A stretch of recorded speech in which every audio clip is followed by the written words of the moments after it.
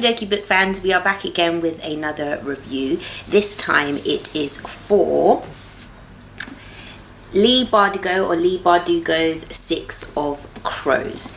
Now this, as I mentioned in my July TBR video, is one of the books that was, floating all around Bookstagram. So I definitely knew I had to get, I had to read it basically. It was one of the books on my June TBR that I didn't actually get to, and now having finished it and its sequel, Crooked Kingdom, which we'll get to later on, I'm really annoyed that I didn't start it straight away, because this is one of the few books since I've got back into reading and pushing my writing and pushing my different types of books that I read. This is the first one that's kind of blown me away so instantly and so quickly. So without further ado, let's go ahead with the review. So, Six of Crows. It is part of what's called the Grishaverse. So for those that don't actually know, Leigh Bardugo has created a series of books in a world that's based in and of and around kind of Russia or Eastern Europe and that kind of thing. Six of Crows is actually the second series in that she's written. As a lot of you will know, Shadow and Bone, which is the first trilogy, which of course, as some of you may know, is going to be adapted into a Netflix series, which is coming soon. From what I've read, the Shadow and Bone trilogy, which comes first, and the what does she call it?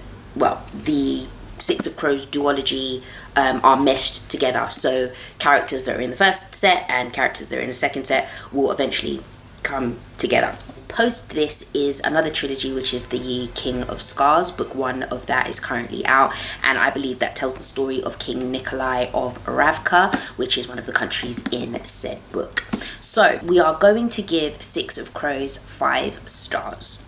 Straight up the bag, 5 stars, boom, it's great, it's fabulous. Now, it's not 5 stars in the same way that, for example, Pride of the Orange Tree was 5 stars in terms of epicness and language use and complexity and all those other good stuff. Six of Crows is good because it's interesting, magical / fantastical, or the correct blend of realism as well as magic and fantasy. But one of the biggest things about this series that made me give it the 5 are the characters. The characters are the bread and butter of the series, basically. So it consists of 6 individuals. They are basically like slum kids. They live in somewhere called Ketterdam, which is basically based on Amsterdam, in terms of canals and dark alleyways and, red light district, that kind of thing. And the first of which is called Kaz. He's kind of, a trickster. He wants to rise above being just a regular slum kid, that kind of thing. His kind of number 2, his secrets woman, her name is Inej. There's another girl called Nina, who is in fact a Grisha, i.e. she has powers that allow her to affect life. There is also Jesper, who is a whiz with a pair of guns. We like Jesper. And Jesper is actually mixed race, i.e. black, a person of color, so we extra love him. There is another kid called Wylan, who won't talk about that in this part because the spoilers come next. And there is Matthias. So Kaz, Inej, Jesper, Wylan, Matthias and Nina, 6. And they all have amazing backstory. They all have a very distinct voice, journey, presence whenever they, I say come into the scene, but whenever you're reading chapters about them, that is how much it jumped out at me. It felt like a film, it felt like a TV show, it felt as real as it could be considering the subject matter in terms of the magic and that kind of thing, which even though is a lovely part of it and is an integral part of it, it's almost secondary to their plight and their troubles and all the things they go through in order to pull off what is essentially a really impossible heist for some high-ranking officials in their world. Six of Crows is awesome. It's funny. I've laughed out loud, I've hackled, I've cried. There is, oh my gosh, there is a scene, but we'll get to that. that is absolutely, I was on the train and people were looking at me like I was absolutely crazy. So yes, Six of Crows, Charlie highly recommends for you guys to go out and read that if you have not already.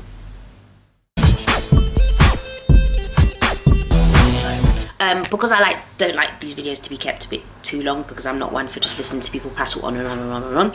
As I've mentioned, the characters are the best part, okay? Now, let me know, guys, how much, because, you know, you love Kaz, okay? Kaz Brecker is 17 years old. He's like the Artful Dodger. Do you get what I mean? He robs, he steals, he swindles, all of this kind of stuff, but with an air of, I'm still a gentleman. He's even though he's running the slums and, gambling halls and that kind of thing, he's still got a level of finesse about him, and he's got an air of mystery that is absolutely incredible. He wears gloves, as we all know, and one of the points in which I absolutely cried was discovering why he wears gloves. And let me know, as I said, in the comments, in my DMs, wherever, how touching was it finding out that he isn't able to touch people's skin on skin because of what happened to his brother Geordie. So, you know, that scene of discovering that he and Geordie were swindled as kids, and he had to literally wade through dead bodies, and, you know, the whole, I could cry right now. It was absolutely horrific, and it was so touching in understanding how someone has come to not be able to be physical with someone. And one of the, you know, the biggest thing about, I won't say the biggest thing about Kaz, because the biggest thing about Kaz is his smarts, his intelligence, as well as his big heart that he doesn't want people to know that he has. But that one person who in fact has captured his heart is Inej. And their scenes together, his scenes talking about her, I'd never been, I don't know what this says about me, but I'd never been so invested in a ship with this much lack of sex. It was horrendous. It was humbling, as I said to somebody else, because it was a level of intimacy that was being achieved, though not achieved, without the physical part of it. And where some people are like, you know, if you read Akatar or Phone of Glass or whatever, you know, they're always the main examples. It's always about, oh my god, they're gonna kiss, oh my god, they're gonna have sex, oh my god, Illyrians are so hot. But with this, I just wanted them to hold hands. I just wanted them to hold hands, and it was just so, oh my god, and I can't. Kaz and Inej's relationship is just so beautiful in its tragicness. That's all I can say about that. It's absolutely beautiful, and I really love that about them. Moving on to Inej, who unfortunately is sold into like a brothel from she was 14. The duality kind of goes with them. He is I would assume, a virgin. I mean, if he can't touch people, then how would he be physical? Do you know what I mean? So Kaz is a virgin who can't touch anybody. And then there's Inej, who was forced into being a prostitute, who kind of doesn't really want to be touched again. So the fact that these two opposite ends of intimacy are able to fall in love with each other, it's just too much. It's just too much, and I can't. Okay, so that's fabulous. Then obviously Inej, sorry, I didn't mention before, but Inej is, in fact, in terms of the fan art and how she's described, I believe Inej is Asian. And well, I'm British, so Asian to us is kind of Indian, Sri Lankan, Pakistani, that kind of thing, as opposed to Chinese or Japanese or etc., depending on where you come from.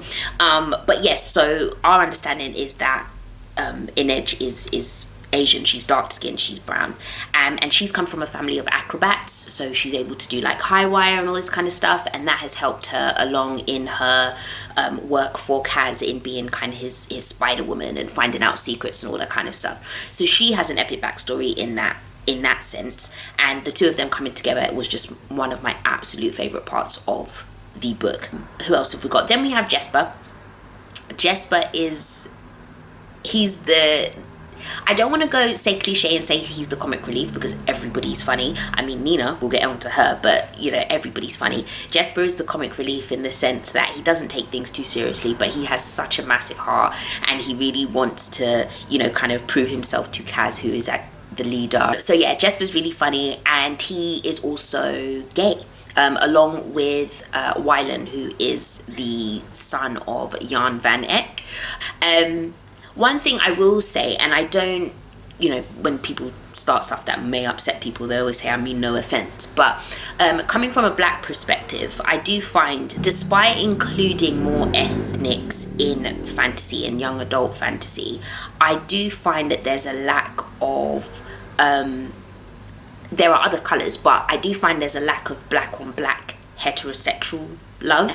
I feel that a lot of the time it takes away from the not masculinity, that's not the right word, but as though we're not able in books to see a black guy as the focus of our sexual interest, for women I mean, and therefore, you know, the fan art doesn't really get made about them, because we're not all swooning over the gay guy because we're swooning over the heterosexual one, if you see what I mean.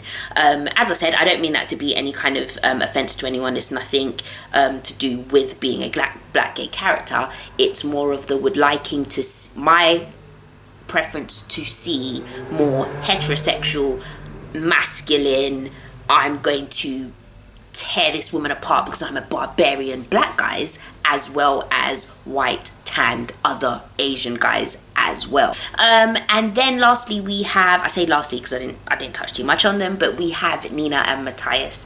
Matthias is hilarious. I find him so funny. He is essentially the equivalent of like a German soldier, okay? So he's got piercing blue eyes and, you know, blonde hair, so he's, you know, of this Aryan race kind of thing.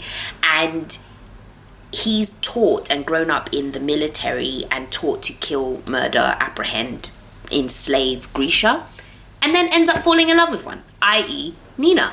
So he's got this kind of battle in his own head about what is right and what isn't, between what he can see in front of him, that Nina is a lovely person who positively, you know, she's very curvy, she eats all the time, she's just absolutely hilarious. I enjoy both her and him, and I think it's in the second book, so I won't go into that one in this video, but Matthias is really kind of hung up on the fact that, you know, she's very free and she's very voluptuous, and, you know, her boobs will be out and she's all dancing and this kind of thing, and he's like, you know, oh my gosh, I'm not supposed to look at her bare breasts kind of thing.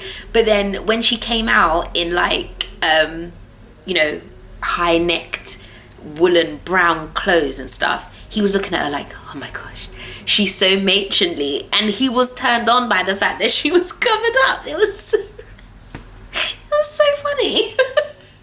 But no, so Matthias is absolutely is just really funny. So as I've said, my love for these books comes from the characters. I genuinely think that they are some of the best characters created in recent times.